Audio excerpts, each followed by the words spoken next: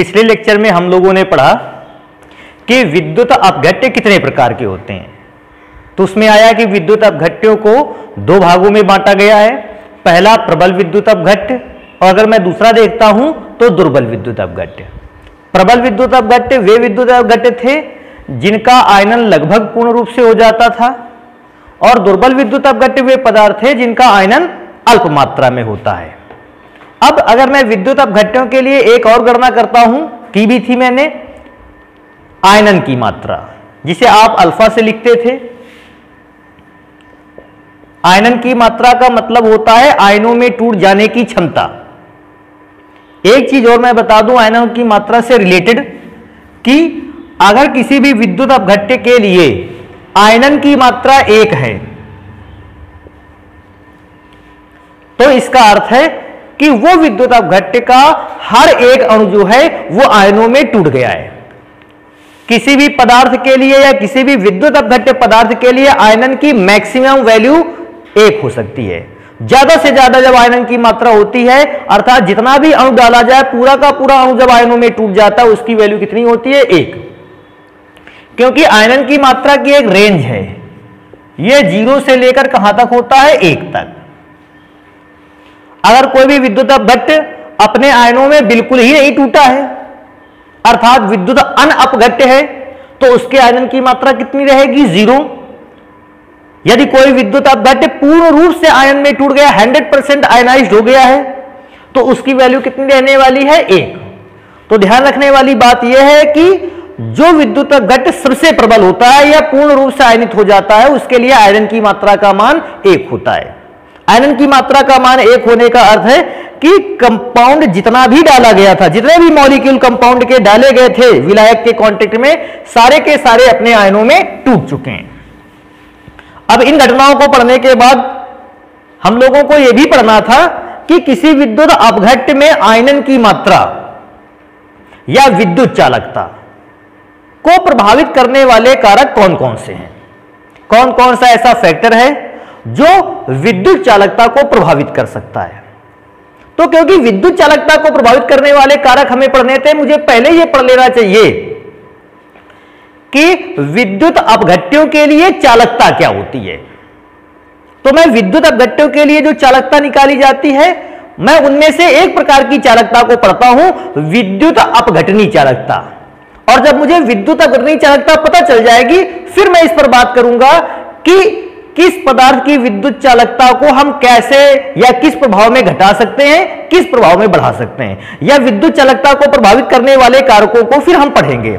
लेकिन उससे पहले सबसे पहले इस बात को कि विद्युत अपघटनी चालकता क्या होती है मैं स्टार्ट करता हूं। मैं सबसे पहले इस बात पर आऊंगा कि विद्युत अपघटनी चालकता होती क्या है। Electrolytic conductance. तो इलेक्ट्रोलिटिक कंडक्टेंस को पढ़ने के लिए मुझे एक एग्जांपल देखना होगा। क्या देखना होगा कि मैंने एक कांच का बड़ा सा पात्र ले रखा है। आप कांच की जगह किसी ऐसे पात्र को भी ले सकते हैं जो विद्युत का कुचालक है। ध्यान रखिएगा, पात्र या बर्तन केवल वही लेना है जो विद्युत का कुचालक पदार्थ है, क्योंकि अगर विद्युत का सुचालक पदार्थ आपने ले लिया तो विद्युत धारा या करंट की आधी अमाउंट को तो यही खा जाएगा। तो मुझे इसको करंट नहीं देना है, मुझे करंट किसको देना है? इसके अंदर जो मैं इलेक्ट्रोलिटिक सॉल्यूशन भरूंगा। अब मैंने क्या किया, इसके अंदर एक विद्युत अपघट्य पदार्थ का घोल भर दिया मैंने। अब विद्युत अपघट्य पदार्थ का घोल भरने का मतलब है आपके पास बहुत सारे विद्युत अपघट्य हैं। हाइड्रोक्लोरिक अम्ल, सल्फ्यूरिक अम्ल का घोल, NaCl का घोल, KCl का घोल, बहुत सारे इलेक्ट्रोलाइट हैं जिनका सॉल्यूशन आपके पास अवेलेबल है। मुझे उनकी विद्युत अपघटनी चालकता को चेक करना है कि विद्युत अपघटनी चालकता होती क्या है। तो मैंने क्या किया, घोल को भरते हुए मैंने एक बाह्य स्रोत ले लिया। बाह्य स्रोत का मतलब एक बैटरी। मैंने माना, आप सभी ने देखा होगा बैटरी पर 2 टर्मिनल होते हैं। बैटरी पर पहला टर्मिनल डीसी सोर्स लिया, बैटरी का पहला टर्मिनल पॉजिटिव होता है और बैटरी का दूसरा टर्मिनल कैसा होता है? निगेटिव। तो ये मैंने बैटरी को लिया और बैटरी की सहायता से जो इस पात्र के अंदर विद्युत अपघट्य पदार्थ भरा गया है, मैं उसकी विद्युत अपघटनीय चालकता को चेक करूंगा। तो हुआ क्या, मैंने एक पॉजिटिव टर्मिनल से वायर निकाला और वायर के साथ एक प्लेट को कनेक्ट किया। यह प्लेट मेटेलिक होनी चाहिए। ऐसे मैंने विद्युत अपघटनीय, मैंने डीसी सोर्स से दूसरे वायर को निकाला, उस पर बीच में एक स्विच अप्लाई किया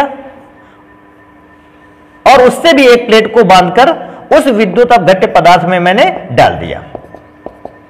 इसका मतलब डीसी सोर्स से आई हुई दोनों वायर को के थ्रू मैंने एक एक अलग अलग प्लेट को क्या कर रखा है, कनेक्ट कर रखा है। और उन प्लेटों को कनेक्ट करने के लिए मैंने उन दोनों प्लेटों के बीच एक स्विच को भी अप्लाई किया है। स्विच क्या करेगा, स्विच जब भी मैं चाहूंगा इलेक्ट्रिकल करंट को, जो डीसी सोर्स से इलेक्ट्रिकल करंट आ रहा है उसको मैं ऑफ कर सकता हूं, और जब भी मुझे जरूरत होगी मैं इसको फिर से क्या कर सकता हूं, ऑन कर सकता हूं।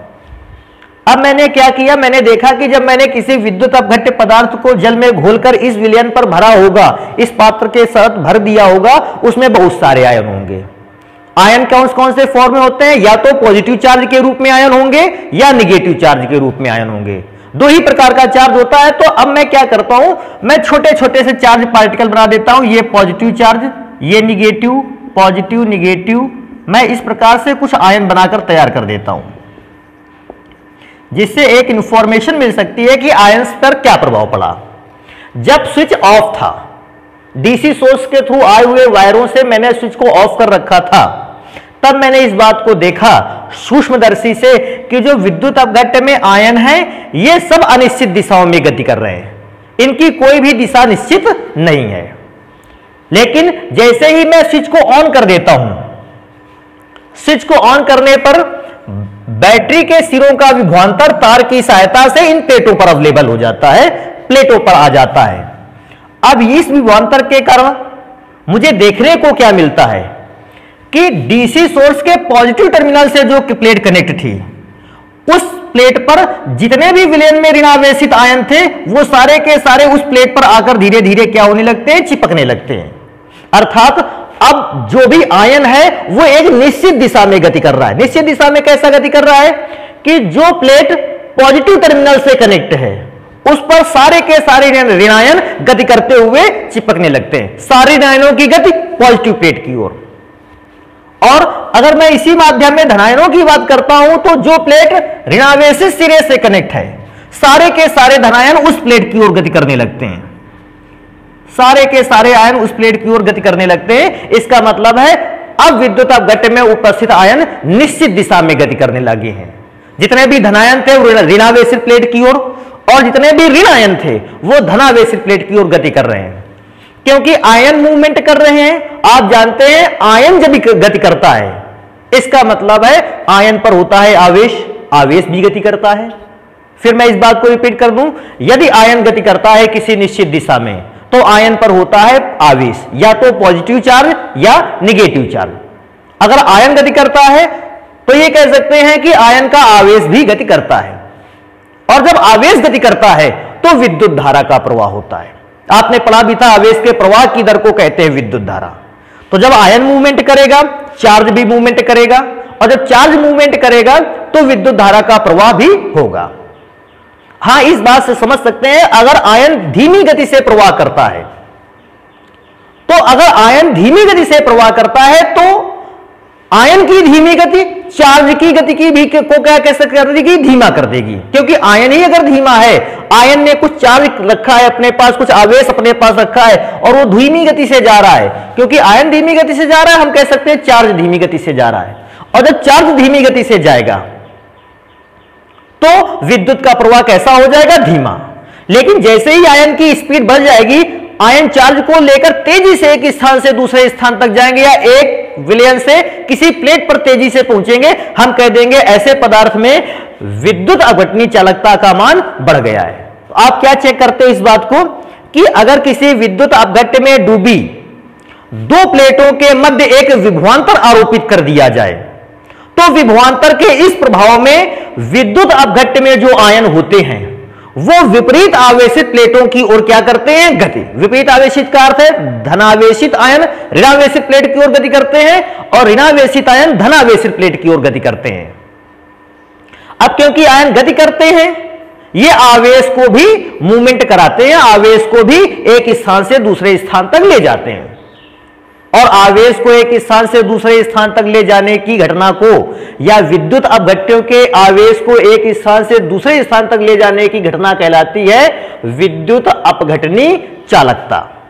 अगर मुझे विद्युत अपघटनी चालकता को पढ़ना हो कि इलेक्ट्रोलिटिक कंडक्टेंस होता क्या है, तो मैं जो घटना मैंने यहां बनाई है मैं उसी घटना को लिख दूंगा।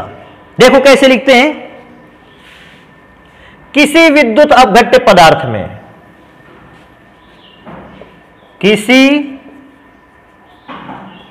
विद्युत अपघट्य पदार्थ में, मेरे पास कोई विद्युत अपघट्य पदार्थ है, में दो धात्विक प्लेटों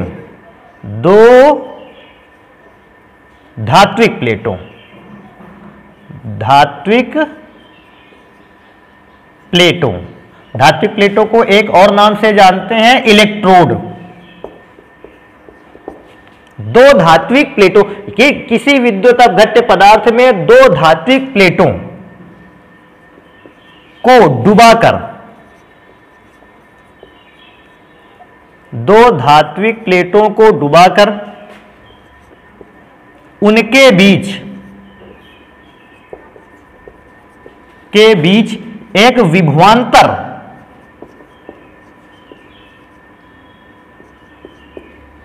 आरोपित कर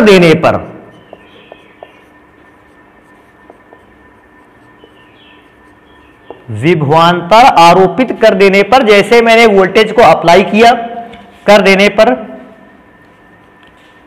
यह प्राप्त होता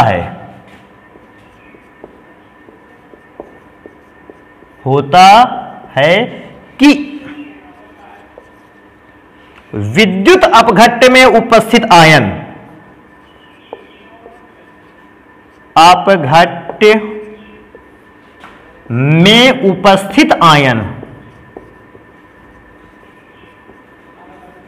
उपस्थित आयन विपरीत आवेशित प्लेटों की ओर गति करने लगते हैं। आयन विपरीत आवेशित प्लेटों की ओर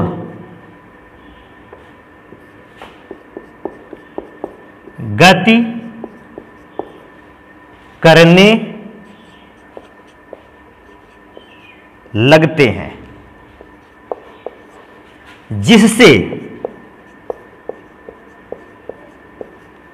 विद्युत अपघट्य में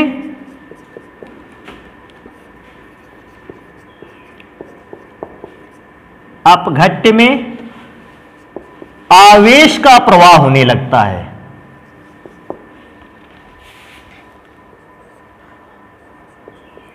प्रवाह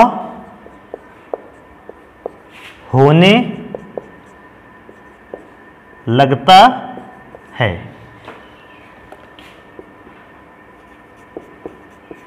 और हम यह भी कह सकते हैं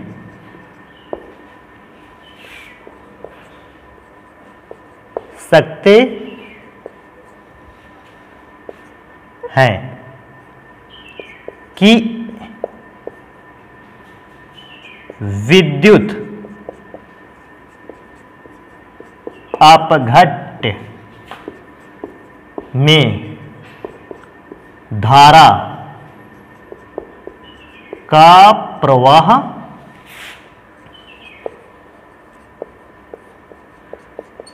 होने लगा है। अब तो मैं इस बात को दोबारा से पढ़ देता हूं। धारा का प्रवाह होने लगा है। धारा के प्रवाह की सहजता को ही या धारा के प्रवाह की सहजता को ही विद्युत अपघटनी चालकता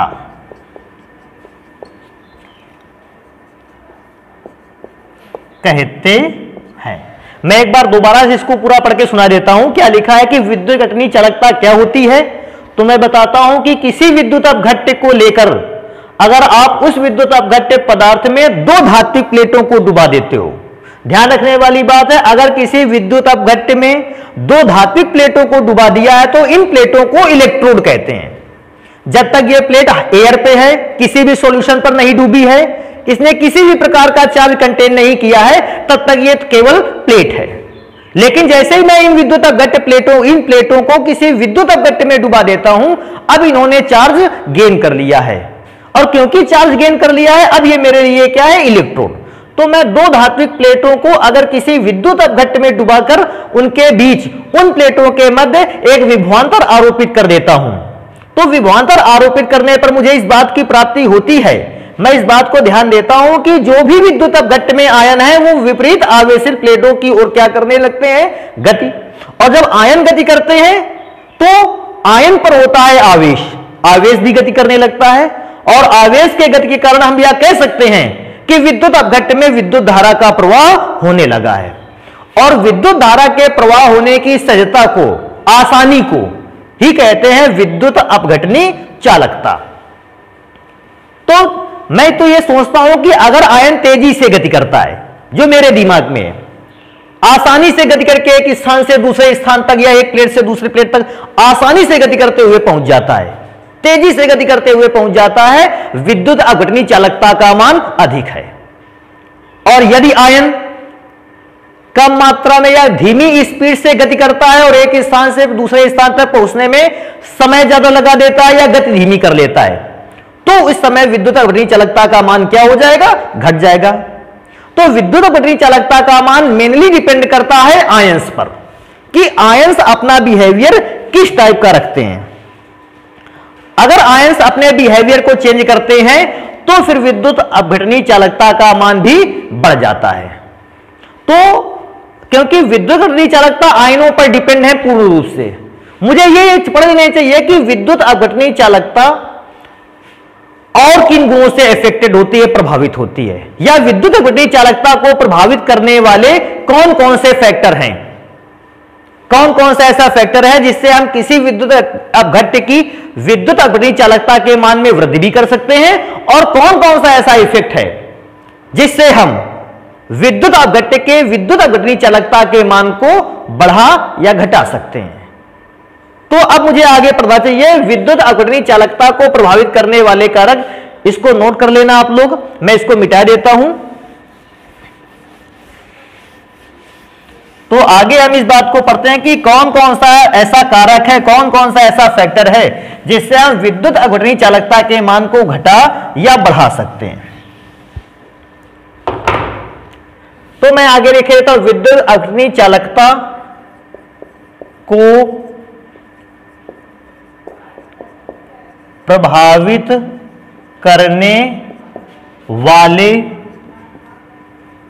कारक, कौन कौन सा ऐसा फैक्टर है जो इलेक्ट्रोलिटिक कंडक्टेंस को घटा या बढ़ा सकता है। तो मैं एक एक फैक्टर को लेकर स्टार्ट करता हूं। सबसे पहला फैक्टर अगर मैं पढ़ता हूं तो सबसे पहला फैक्टर है ताप का प्रभाव। अब ताप के प्रभाव को हम ऐसे भी, ताप के इफेक्ट में भी विद्युत अपघटनी चालकता या आयनों की चालकता, विद्युत अपघटनी चालकता को आयनों की चालकता भी इसलिए कहते हैं, क्यों, क्योंकि विद्युत अपघट्य में चालकता किसके बेसिस पर है, किसके कारण है, आयनों के कारण। तो आप विद्युत अपघटनी चालकता को क्या कह सकते हो, आयनिक चालकता भी। तो मैं यहां लिख भी देता हूं, विद्युत अपघटनी चालकता का एक और नाम है आयनिक चालकता, क्योंकि विद्युत अपघट्य में विद्युत धारा का प्रवाह आयनन के माध्यम से हो रहा है, हम इसको आयनिक चालकता भी कह सकते हैं। तो आयनिक चालकता या विद्युत अपघटनी चालकता ताप पर किस प्रकार से प्रभावित हो जाती है, मैं इस चीज को अगर चेक करता हूं तो देखिए आप समझ सकते हैं इस चीज को बहुत आसानी से। एक घोल ले लिया आपने, मैंने भी एक घोल ले लिया, और मैंने इस घोल को एक सिलिंड्रिकल पाइप में भर दिया।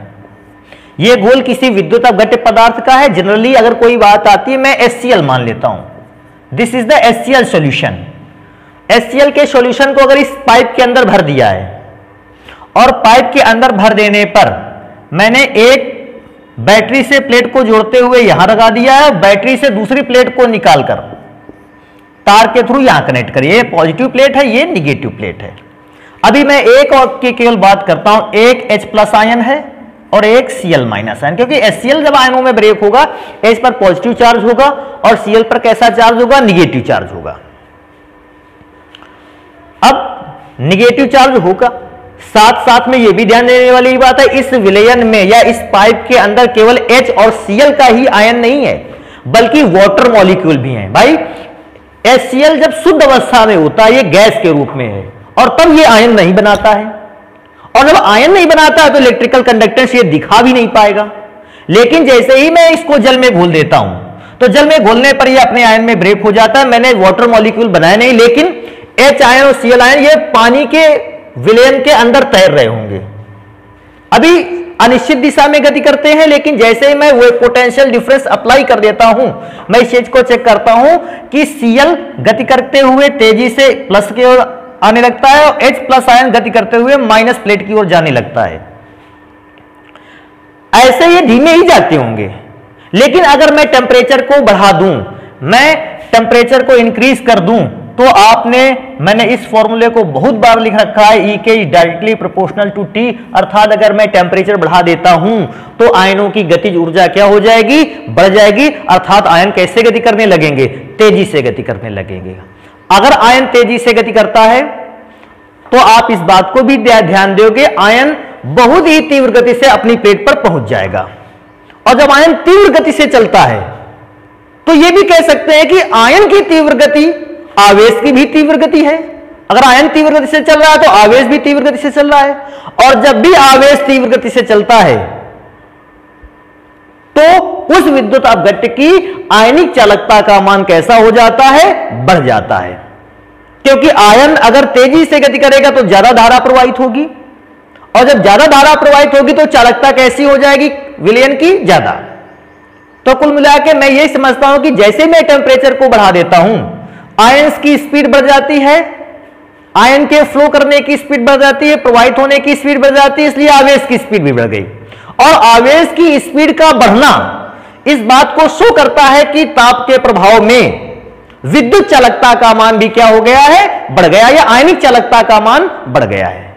तो मैं इस बात को लिखता हूं, देखो कैसे लिखेंगे। यदि किसी विद्युत अपघट्य पदार्थ, यदि किसी विद्युत अपघट्य पदार्थ के विलयन, विलयन का मतलब उसे किसी विलायक में घोलकर, विलयन के ताप में वृद्धि कर दी जाए,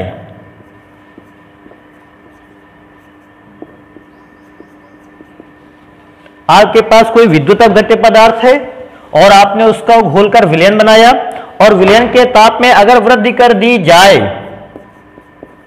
तो ताप वृद्धि के प्रभाव में,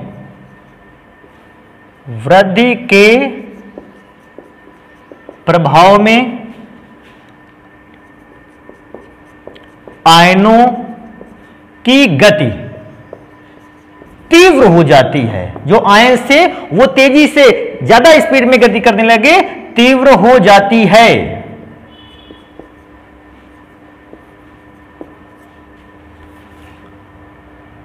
हो जाती है। अतः आयनिक चालकता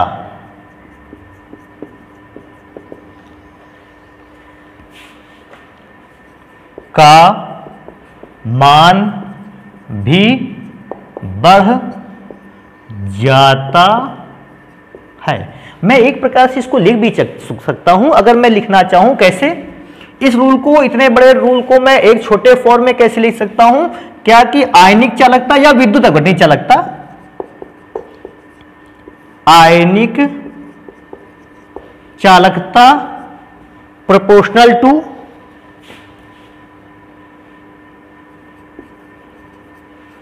विद्युत अपघट्य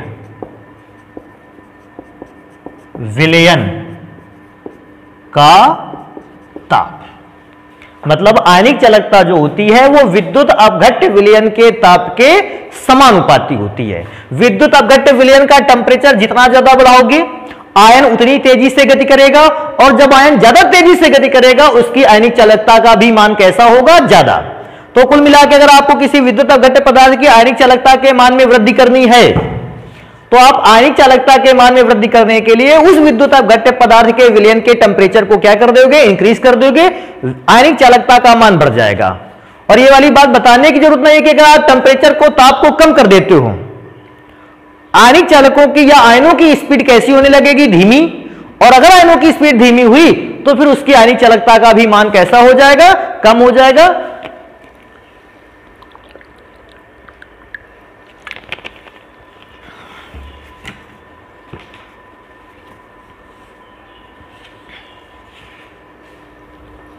अब आगे आ जाता है कि क्या केवल यही इफेक्ट है जो इलेक्ट्रिक आयनिक चालकता को प्रभावित करता है, इसके अलावा भी इफेक्ट है दूसरा, उस चीज को भी चेक करते हैं। सेकंड, अगर मैं इफेक्ट पढ़ने की बात करता हूं कि दूसरा इफेक्ट क्या है जो आयनिक चालकता को प्रभावित करता है, तो दूसरा इफेक्ट है आयनों के मध्य आकर्षण।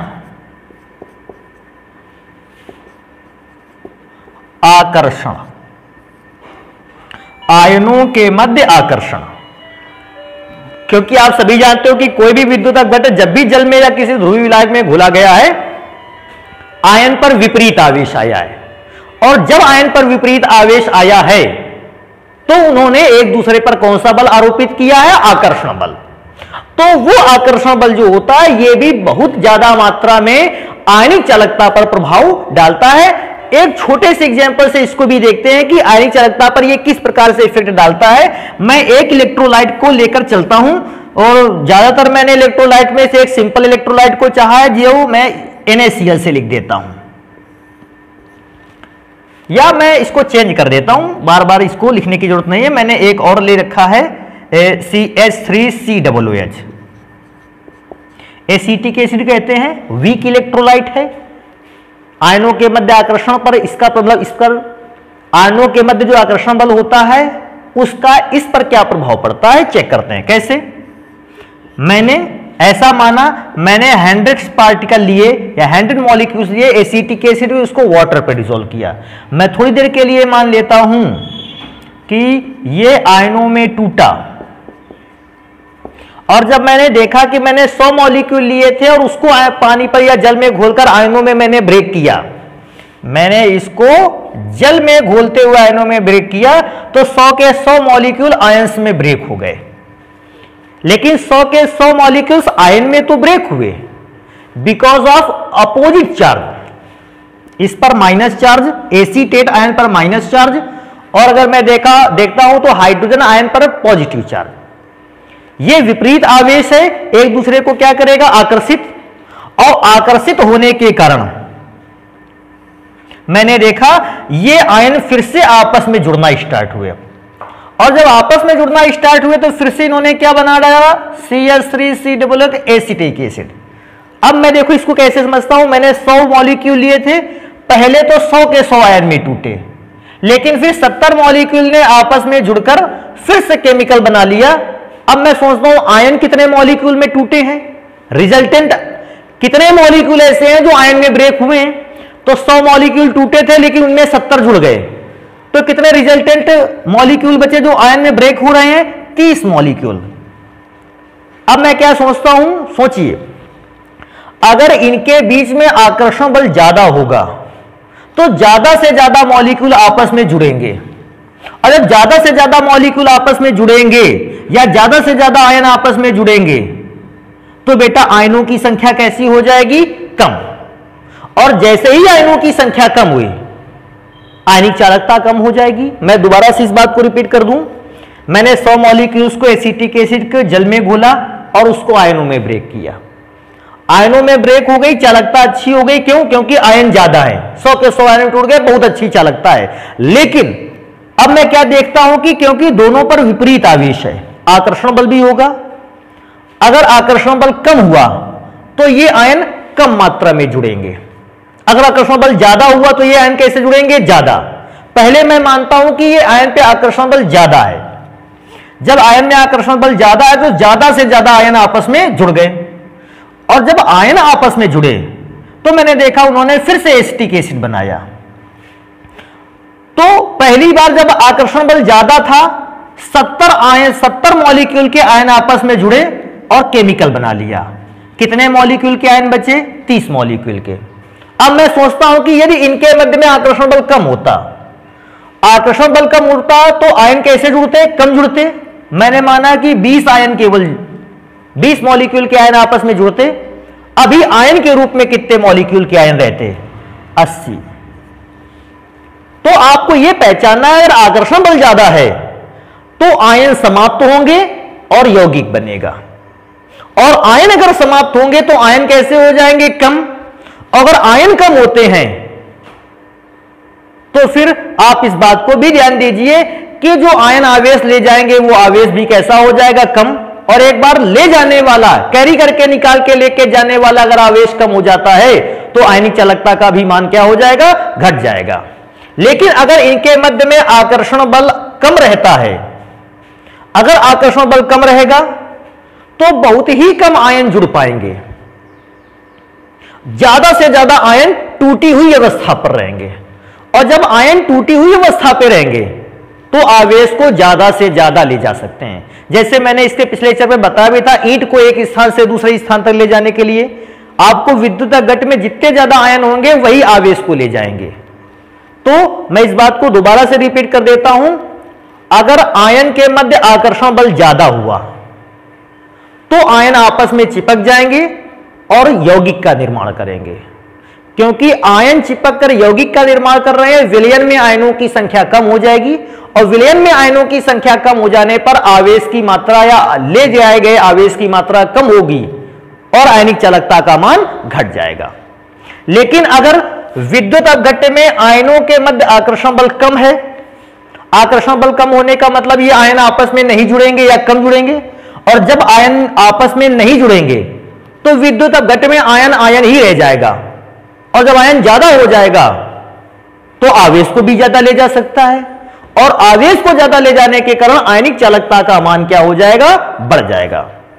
तो मैं ये क्या समझता हूं, आयनों के मध्य आकर्षण ज्यादा हुआ, विद्युत चालकता या आयनिक चालकता कम, और आयनों के मध्य आकर्षण कम हुआ तो आयनिक चालकता का मान ज्यादा। तो इस बात को मैं यहां लिखता हूं, यदि किसी विद्युत अपघट्य में उपस्थित आयनों के मध्य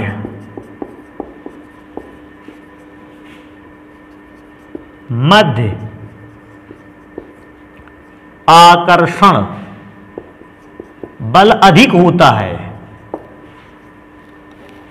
अधिक होता है, तो वे आयन आपस में जुड़कर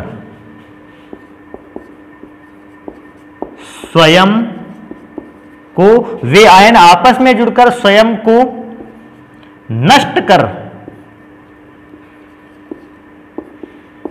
कर देते हैं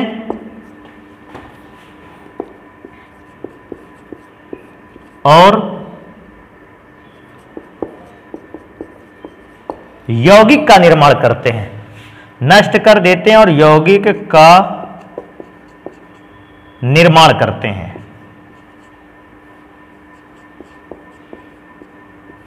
निर्माण करते हैं जिससे विलयन में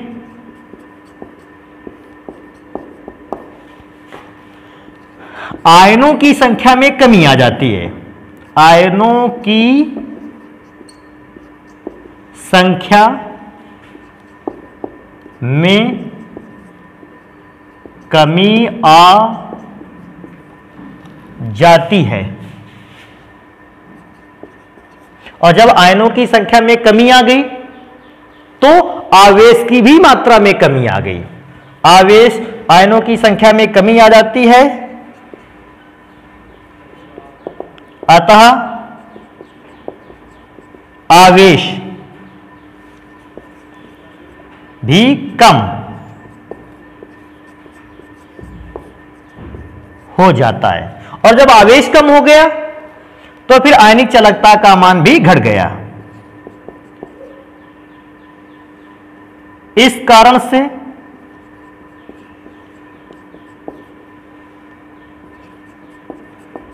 आयनिक चालकता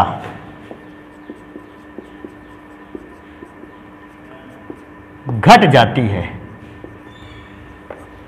तो इस प्रकार से आयनिक चालकता के मान में क्या जाती है? कमी। तो अगर आयनों के मध्य अधिक आकर्षण है तो आयनिक चालकता कम, अगर आयनों के मध्य आकर्षण कम है तो आयनिक चालकता का मान ज्यादा रहने वाला है। अब ये सेकेंड इफेक्ट हो गया। अब मैं थर्ड इफेक्ट की ओर आता हूं कि तीसरा प्रभाव क्या है। तो तीसरा प्रभाव है आयनों का साइज, आयन का आकार भी लिख सकते हैं इसको। आयन का आकार, आयन के आकार को तो इस प्रकार से समझ सकते हैं। कैसे समझा जा सकता है? यहां पर मैं बना देता हूं एक फिगर। मैं केवल एक आयन के लिए बनाऊंगा। मैंने माना ये पॉजिटिव आयन है। ये आयन कब प्रोड्यूस हुआ होगा? जब हमने किसी विद्युत अपघट्य को कहां घोला होगा? जल। तो मैं मान लेता हूं ये जल के पार्टिकल हैं बहुत सारे, और जल के पार्टिकल के बीच में आयन है। अब जल के पार्टिकल के बीच में से आयन को गुजरकर दूसरे स्थान तक पहुंचना है, इस किनारे तक पहुंचना है, और जब आयन यहां से यहां पहुंच जाएगा तो इसका आवेश भी यहां से यहां पहुंचेगा और विद्युत चालकता उस पर डिपेंड करेगी, या आयनिक चालकता उस पर डिपेंड करेगी कि कितनी तेजी से वहां पहुंचता है। अब आप खुद समझ सकते हो, मैंने एक आयन ये बनाया है और मैं एक पॉजिटिव आयन बहुत ही छोटा सा बना देता हूं। अब जब ये आयन इस किनारे से दूसरे किनारे तक जाएगा, ये जल के अणुओं से टकराते हुए वहां पहुंचेगा, और ये आयन भी जब इस किनारे से दूसरे किनारे तक पहुंचेगा, ये भी जल के अणुओं से टकराते हुए ही पहुंचेगा। अभी आप समझ सकते हैं कि अगर आयन का आकार बड़ा है तो वो एक बड़ा एरिया कवर करता है। बहुत बड़ा एरिया कवर करेगा तो उसको बहुत सारे वाटर पार्टिकल से टकराकर वहां पहुंचना है। अगर ज्यादा से ज्यादा पार्टिकल से टकराकर वहां पहुंचना है तो इस बड़े आयन की स्पीड कैसी हो जाएगी? धीमी। लेकिन अगर आयन का आकार छोटा है तो आयन को एक छोटे एरिया में जितने भी पार्टिकल आएंगे केवल उनसे टकराने हैं, और छोटे एरिया में आने वाले पार्टिकल से टकराने हैं तो वो कम पार्टिकल से टकराएगा और तेजी से पहुंचेगा। जैसे आप इस बात को भी देखते हो, बड़े शरीर वाला जो व्यक्ति होता है वो संकरे स्थानों से जल्दी से निकल नहीं पाता है। क्यों? उसका एरिया बड़ा है, उसका आयतन ज्यादा है और वो ज्यादा चीजों से टकराएगा। और उसी जगह पे छोटा बच्चा होता है, शरीर कम है, दुबला है, अगर उसको मेज कुर्सी के नीचे से भी निकलना है वो तेजी से निकल के पहुंच जाएगा दूसरी ओर। क्यों? क्योंकि उसका आकार कैसा है? छोटा है। अगर आयन का सेम चीज अप्लाई होती है आयन पर भी। आयन कहां प्रोड्यूस होता है? सॉल्यूशन में। तो अगर आयन एक स्थान से दूसरे स्थान तक गति करता है तो उसको विलायक के बहुत सारे पार्टिकल से टकराना पड़ेगा। क्यों? क्योंकि आयन का आकार ही बहुत बड़ा है, वो बहुत सारे पार्टिकल से टकराएगा, और जब बहुत सारे पार्टिकल से टकराकर जाएगा तो आयन, बड़े आयन की स्पीड कैसी हो जाएगी? धीमी। और बड़े आयन की स्पीड धीमी होने के कारण आयनिक चालकता का मान क्या हो जाएगा? घट जाएगा, क्योंकि आयन धीरे से जा रहा है, आयन की स्पीड कम है, आयनिक चालकता कम। लेकिन वहीं पे अगर मैं छोटे आकार के आयन को चेक करता हूं तो छोटे आकार का आयन जब एक स्थान से दूसरे स्थान तक गति करता है तो वो अपने ही आकार के रेंज में आए कुछ केवल पार्टिकल से टकराता है। और केवल कुछ पार्टिकल से टकराने का मतलब है वो कम पार्टिकल से टकराएगा तो गति उसकी कैसी होगी? धीमी, तेज। कम पार्टिकल से टकराने के कारण गति तेज हो गई, और गति तेज होने के कारण उसकी आयनिक चालकता भी क्या हो गई, बढ़ गई। तो मैं ये जानता हूं कि बड़े आकार का जो आयन होता है इसकी आयनिक चालकता कम होती है, और छोटे आकार के आयन की आयनिक चालकता कैसी होती है, अधिक।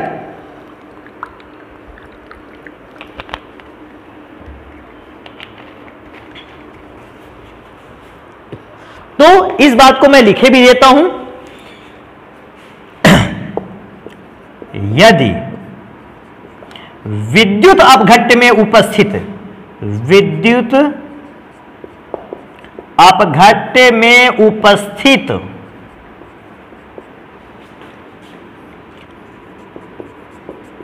आयन का आकार छोटा है तो वह विलायक के कणों के बीच में से, तो वह विलायक के कणों के बीच में से, के कणों के बीच में से आसानी से गुजरता चला जाता है। क्योंकि आसानी से, तेजी से गुजरता हुआ चला जा रहा है,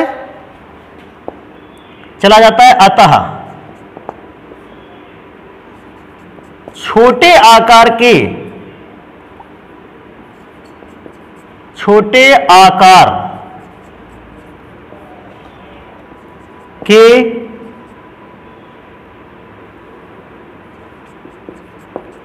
आयन वाले विद्युत अपघट्यों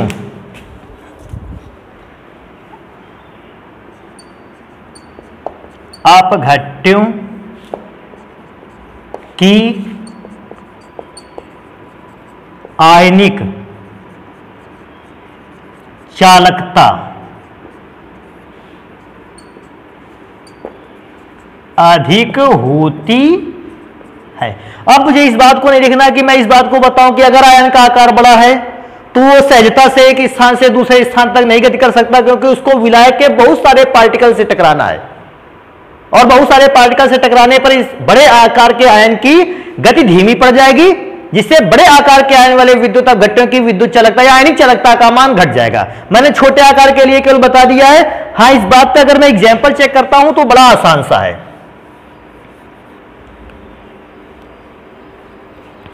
अब मैं इस आयन के आकार पर मैं एग्जाम्पल को देखता हूं। यहां मेरे पास दो इलेक्ट्रोलाइट हैं, एक NaCl और एक HCl। बेटा दोनों स्ट्रॉन्ग इलेक्ट्रोलाइट हैं, प्रबल विद्युत अपघट्य हैं, जिनका आयन लगभग 100% हो जाता है, लगभग पूर्ण रूप से होता है। अब मैं क्या चेक करता हूं, अगर मैं दोनों विद्युत अपघट्यों को बराबर मात्रा में लेकर बराबर विलायक की मात्रा में घोल देता हूं तो मुझे क्या पता चलता है, जितने आयन NaCl प्रोड्यूस करेगा उतने ही आयन HCl प्रोड्यूस करेगा। मतलब दोनों के आयनों की संख्या आपस में कैसी है, बराबर। लेकिन Cl का आकार तो Cl के आयन के आकार के बराबर होगा, लेकिन मैं Na और H के आकार की बात करता हूं तो Na का एटॉमिक नंबर होता है 11, इलेक्ट्रॉनिक कॉन्फ़िगरेशन 281। HCl को मैं चेक करता हूं तो H का आकार देखते हैं, क्योंकि Cl का तो दोनों के लिए आकार बराबर है। मुझे आकार में किससे मतलब है, Na और H से। H का एक एटॉमिक नंबर भी, इलेक्ट्रॉनिक कॉन्फ़िगरेशन भी 1।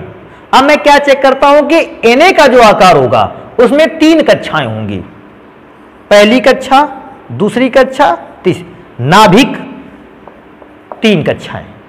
हालांकि जब Na आयन के फॉर्म में आएगा ये लास्ट सेल को रिमूव कर देगा और आयन का आकार इतना बड़ा होगा Na के। H को मैं चेक करता हूं, H का नाभिक हो गया एक केवल कक्षा। अभी सोचते हैं एक इलेक्ट्रॉन है, आयन के रूप में आने पर वो भी इलेक्ट्रॉन त्याग देता है, तो इसके पास केवल क्या बचा, नाभिक। Na का आकार ये और H+ का आकार ये। Na का आकार बड़ा है, H प्लस का आकार छोटा। आप खुद इस बात को पहचान सकते हो कि कौन सा आयन तेजी से गति करेगा, Na प्लस या H प्लस। सबका आंसर मेरे ख्याल से होना चाहिए H प्लस आयन जो है ये तेजी से गति करेगा, क्योंकि आकार छोटा है, जल्दी से निकल जाएगा। और Na प्लस जो होता है ये जल्दी से निकल नहीं पाएगा, बिकॉज इसका आकार या साइज कैसा है, बड़ा है। अब क्योंकि H प्लस आयन तेजी से निकल जाएगा, इसकी चालकता भी कैसी होगी, ज्यादा। और Na बड़े आकार के कारण धीमे से गति करता है, धीरे से निकलता है, इसकी चालकता कम होगी। वैसे ही अगर मैं एक्सपेरिमेंट के थ्रू भी देखूं तो NaCl की चालकता कम होती है अपेक्षाकृत HCl की चालकता से। तो NaCl HCl में बराबर आयन लिए गए थे, उतना ही इलेक्ट्रोलाइट लिया गया, लेकिन मेन डिपेंड करता है कि आयंस का आकार क्या है। तो मेरे ख्याल से आप इसको नोट कर चुके होंगे, मैं इसको मिटा देता हूं। आगे अपने अगले इफेक्ट की ओर चलते हैं।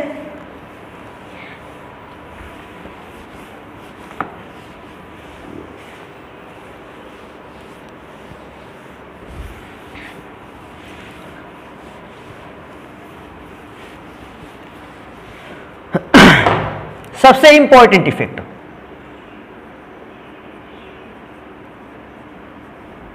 सांद्रता का प्रभाव। यह इफेक्ट अपने यहां चैप्टर में आगे भी बहुत चलेगा। इफेक्ट ऑफ कंसंट्रेशन, सांद्रता के प्रभाव में आयनिक चालकता पर क्या इफेक्ट पड़ता है। तो मैं सांद्रता बता देता हूं, सांद्रता कैसा है, मैं आसानी से इसको तो ऐसे ही बता देता हूं। सांद्रता का अर्थ है गाढ़ेपन से, कि विलयन कितना गाढ़ा है। विलयन जितना गाढ़ा होता जाएगा सांद्रता उतनी ज्यादा। मैं बताऊं, अगर आपको एक एक लीटर के 2 पात्रों में पानी की बराबर अमाउंट को भर के दिया गया है, मैं इसमें 100 ग्राम शक्कर को घोलता हूं, इसमें 200 ग्राम शक्कर को घोलता हूं, मैं क्या बताऊं, इसमें 100 ग्राम शक्कर है, इसकी सांद्रता कैसी है, कम, और 200 ग्राम शक्कर जिसमें घुली है उसकी सांद्रता कैसी है, ज्यादा। आप ये भी पहचान सकते हो गाढ़ा कौन सा होगा। 100 ग्राम शक्कर जिसमें घुली है वो कम गाढ़ा है, 200 ग्राम शक्कर जिसमें घुली है वो ज्यादा गाढ़ा है। तो सांद्रता का एक पर्पस अगर मैं लेके चलता हूं तो उसका अर्थ है गाढ़ेपन से। जो विलयन जितना ज्यादा गाढ़ा उतना ही उसकी अधिक सांद्रता। ध्यान रखने वाली बात है। हम ये कह सकते हैं कि ये वाले बर्तन में 200 ग्राम ज्यादा है शक्कर, 200 ग्राम शक्कर घुली है, इसकी सांद्रता ज्यादा है। इसमें 100 ग्राम शक्कर है, इसमें सांद्रता कम है। सांद्रता है के ही जस्ट अपोजिट एक और शब्द है तंगता। अगर गाढ़ेपन को सांद्रता कहते हैं तो विलयन के पतलेपन को तंगता के नाम से भी जान सकते हैं। कैसे कहेंगे, इस विलयन की सांद्रता अधिक है तो इस विलयन की तंगता अधिक है। ध्यान रखने वाली बात है, सांद्रता का मतलब गाढ़ापन और तंगता का मतलब है पतलापन। इस विलयन की सांद्रता अधिक है, दूसरे विलयन की अगर देखा जाए तो तंगता अधिक है। अब मैं इस चीज को चलता हूं आगे, आप खुद समझ सकते हो। अगर कोई विलयन ज्यादा गाढ़ा है अर्थात उसकी सांद्रता अधिक है, तो गाढ़े विलयन पर जब आप इलेक्ट्रिक करंट का फ्लो कराओगे तो आप इस चीज को देखोगे, क्योंकि विलयन गाढ़ा है, विलयन के गाढ़े होने के कारण जो विलयन में आयन है वो तेजी से गति नहीं कर सकते। क्यों? क्योंकि विलयन गाढ़ा है। तो जब आयन तेजी से गति नहीं कर पाएंगे तो आवेश के प्रवाह की गति कैसी हो जाएगी, धीमी। और जब आवेश के प्रवाह की गति धीमी हो जाएगी तो आयनिक चालकता का मान भी कैसा हो जाएगा, कम।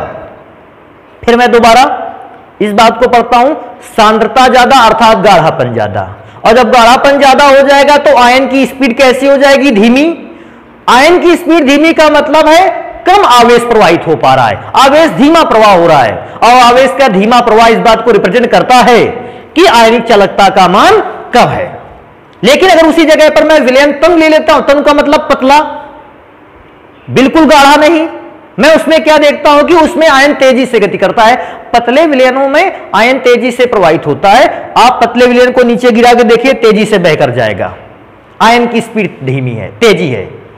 अगर पतले विलयन या तन विलयन के आयन की स्पीड तेज है, आवेश का प्रवाह भी तेज और विद्युत चालकता का मान या आयनिक चालकता का मान भी अधिक। तो मैं क्या सोचता हूं इससे, जब भी सांद्रता बढ़ेगी आयन की स्पीड धीमी होगी और आयन की स्पीड धीमी होने के कारण आयनिक चालकता कैसी हो जाएगी, कम। तो मैं इस इफेक्ट को जल्दी से लिखे देता हूं। क्या लिखे देते हैं कि विद्युत अपघट्यों की सांद्रता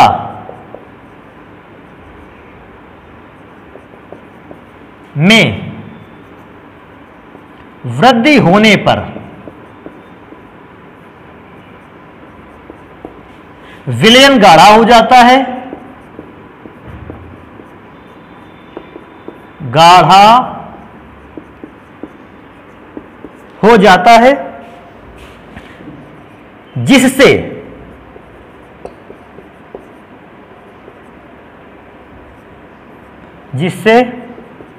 आयनों की गति धीमी पड़ जाती है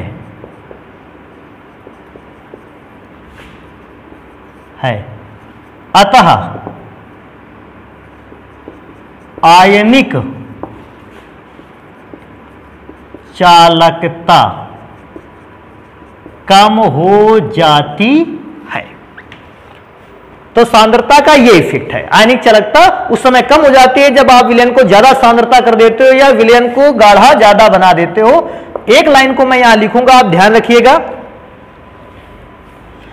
विलयन में जितना ही आप विलय मिलाते जाओगे विलयन उतना ही गाढ़ा होता जाएगा। ध्यान रखने वाली बात है, जब विलयन गाढ़ा होता जाएगा हम कहेंगे विलयन की सांद्रता बढ़ रही है। और विलयन की सांद्रता जब भी बढ़ती है, आप ये सोच लो कि विलयन जब गाढ़ा होगा सांद्रता तो बढ़ेगी लेकिन तनुता घटेगी, गाढ़ापन बढ़ेगा, पतलापन घटेगा। तो मैं इस एक फॉर्मूले के थ्रू भी बता देता हूं कि जो सांद्रता की वैल्यू है वो तनुता के विपरीत होती है। सांद्रता को जो मान होता है वो तनुता का जस्ट अपोजिट होता है। अगर कोई विलयन का गाढ़ापन बढ़ रहा है तो सांद्रता तो बढ़ रही है लेकिन तनुता घट रही है, या कोई विलयन पतला होता जा रहा है तो तनुता बढ़ेगी, सांद्रता घटेगी। इस बेसिस पर मैं एक चीज और कर सकता हूं, अगर मैं इस फॉर्मूले पर तनुता की वैल्यू 0 रखूं तो तनुता की वैल्यू 0 रखने पर सांद्रता का मान क्या हो जाता है, अनंत। या इसी फॉर्मूले पर तनुता का मान अगर मैं अनंत रख देता हूं तो सांद्रता का मान कैसा हो जाता है, 0। तो आप इस बात को बहुत अच्छी तरीके से ध्यान रखोगे, जब सांद्रता का मान अनंत होगा तनुता 0 हो जाएगी, और जब तनुता अनंत हो जाएगी तो उस समय पर या उस सिचुएशन पर सांद्रता का मान भी कितना हो जाएगा, अनंत। एक चीज 0, दूसरी चीज अनंत, पहली चीज अनंत तो दूसरी चीज 0।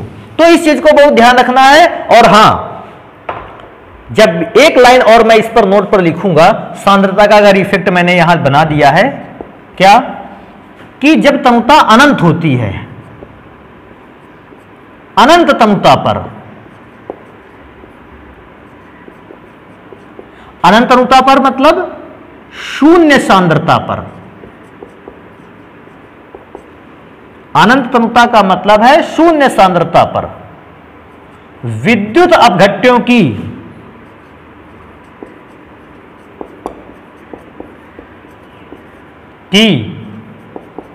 आयनिक चालकता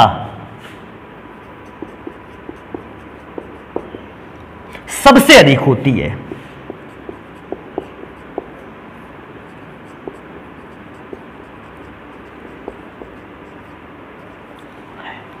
तो इस प्रकार से आपको ध्यान रखना है कि जब भी कभी किसी विलयन की तनुता अनंत होती है या सांद्रता 0 होती, सांद्रता 0 का मतलब बिल्कुल गाढ़ा नहीं होता, उस समय विद्युत अपघट्यों की आयनिक चालकता सबसे अधिक होती है। क्यों, अगर विलयन गाढ़ा नहीं होगा तो आयन कैसी गति करेगा, तेजी से, और आयन तेजी से गति करेगा अर्थात विद्युत चालकता या आयनिक चालकता का मान क्या हो जाएगा, बढ़ जाएगा।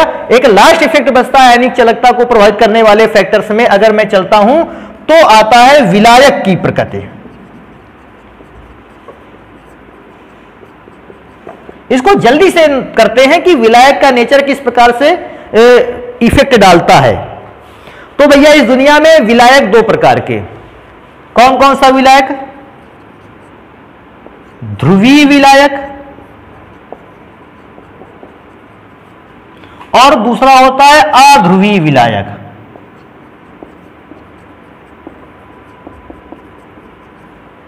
अध्रुवीय विलायक, सॉरी, अध्रुवीय विलायक, polar solvent and non polar solvent. ध्यान रखने वाली बात है, अगर आप विद्युत अपघट्य पदार्थ को ध्रुवीय विलायक में घोलते हो तो विद्युत अपघट्य जब ध्रुवीय विलायक में घुलता है ज्यादा आयन प्रोड्यूस करता है, ज्यादा से ज्यादा आयनों में टूटता है और आयनिक चालकता का मान जो होता है वो बढ़ जाता है। लेकिन अगर मैं किसी विद्युत अपघट्य पदार्थ को अध्रुवीय विलायक में घोल देता हूं तो अध्रुवीय विलायक में घोलने पर विद्युत अपघट्य कम से कम आयनों में टूट पाता है और आयनिक चालकता का मान कैसा हो जाता है, कम।